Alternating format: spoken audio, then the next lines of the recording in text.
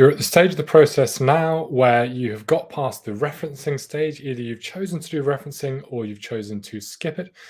But we're at the stage now where we need to generate a rent schedule and also provide the applicant with their AST or tenancy agreement. And to do that, we'll go back into onboarding. And we'll see here that the onboarding for Jonathan Johnson has an action against it, and that is to generate the rent schedule, which we'll do now. We're going to say that it's due on the first day of the month. Payment method is going to be bank transfer. Payment reference is just going to be Jonathan. And we can add any notes in at this stage should we wish, whether there are any special conditions, etc. That is an option for you to add should you wish. We're then going to click continue. And we have a few options here, whether we want to include future rent only, prorated the final rent, stuff like that. So just be sure to read through these options. And then you're presented with the rent schedule for the period ahead. And that's the period at which you've set the tenancy length previously. We're going to now click save. And once saved, we'll be given the option to either create a new tenancy agreement or select one that we already have in place.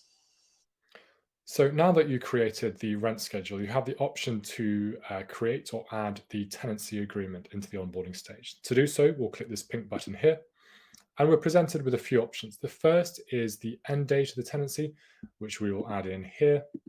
And the second is how we'd like that agreement to be signed. Within COHO, we have the e-signing functionality. So we're going to select that as being the option for this example. There's then a bit of information that is included as part of an earlier step that's pre-populated at this stage. So it's just worth you checking and updating anything that may not look quite right. We then have two options, whether we want to select an existing tenancy agreement or a new one.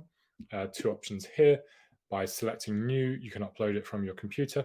That will then store and save for future use.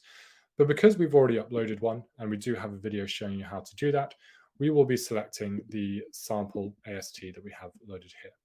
We can preview it with the mail mergers at this stage. And also we can see all of the prescribed information that will be provided to the tenant for them to acknowledge and review as part of their signing. So we scroll down through there, we can view, we can download any of the documents at this stage. And then we simply click save. And that is it. That is the creating of a rent schedule and the selecting of an AST. The tenant will now receive a notification asking them to review these documents, to review the contract, and then to move on to signing it. So I hope that helped. As always, any questions, please do just shout.